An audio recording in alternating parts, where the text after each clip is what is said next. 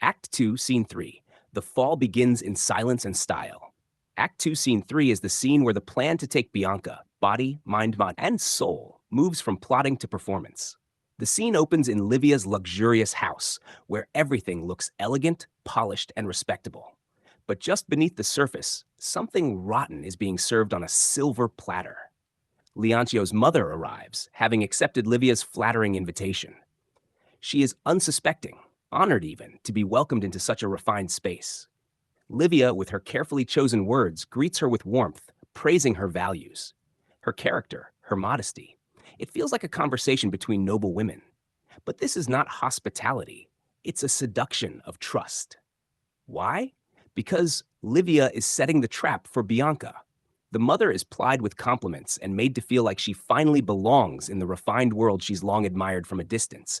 And just when her guard is completely down, Livia casually suggests that Bianca should come too. Nothing suspicious, just a social visit. The mother, feeling proud and accepted, agrees. Then enters Bianca, beautiful, dignified, and unaware. She greets Livia with respect. What follows is not an open confrontation or a fight.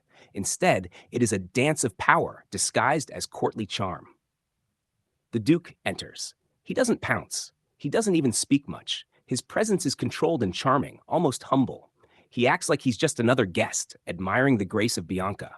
He praises her beauty, but with polished restraint. He speaks of her not as a conquest, but as someone rare. His words are wrapped in art and admiration. And Bianca?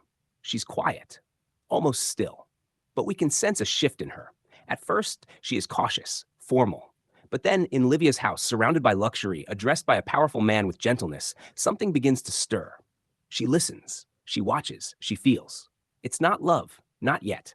But it is the moment when the cage Leoncio placed her in begins to seem small, and the world Livia offers begins to shine.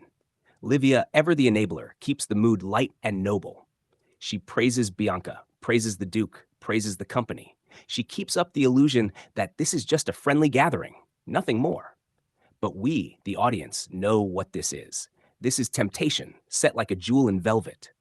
This is a woman being carefully, elegantly led to the edge. No one forces her. No one raises a hand. But the room is shaped to seduce her, intellectually, emotionally, socially. Leoncio's mother watches, still proud, still unaware. She has become the key that opened the door. And the Duke? He exits, saying little, but what he leaves behind is a presence, a promise, a dangerous idea. By the end of the scene, Bianca has not surrendered, but she has heard the music of the other world, the world outside Leoncio's control, the world where she is admired, flattered, respected by those with power. She walks out of the scene still untouched, but no longer untouched in spirit. What this scene tells us, and why it matters. This is how power operates when it is most dangerous. Not with violence, but with velvet. Livia is the most terrifying kind of enabler, polished, poised, and always smiling. Bianca is not a villain. She is a woman who is beginning to realize that what she thought was love might actually be control. The Duke doesn't pursue her like a predator. He lets the room, the flattery, the contrast to her current life do the work.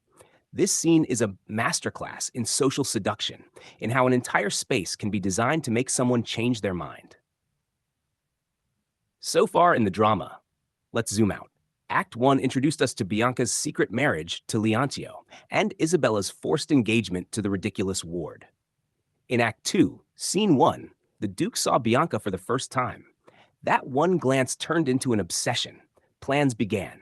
Livia and Guardiano schemed. Leoncio's mother was flattered into cooperation. Act 2, Scene 2, focused on Isabella, whose own moral boundaries began to erode under Livia's gentle but dangerous influence, encouraging her to consider love for her uncle Hippolito. And now in Act 2, Scene 3, the Duke makes his first real move, not through words or threats, but by creating a world Bianca might want to step into. Closing thoughts. The trap isn't a cage, it's a choice. Here's the brilliance and horror of Middleton's play. The women in this story are not simply overpowered. They are persuaded, gently, quietly, artfully. Bianca is not dragged into the Duke's world. She's invited in, and that invitation is designed so well that it almost feels like her own idea. And so we're left wondering, is Bianca about to betray Leoncio, or just wake up to her own desires? Can Leoncio's love ever compete with the world of power, charm, and recognition that the Duke offers? Is Livia helping Bianca or shaping her downfall? When temptation feels like freedom, how do we know when we've crossed the line? In this world, the most dangerous weapons are not swords or poison. They are words, and velvet rooms, and choices that don't feel like traps until it's too late.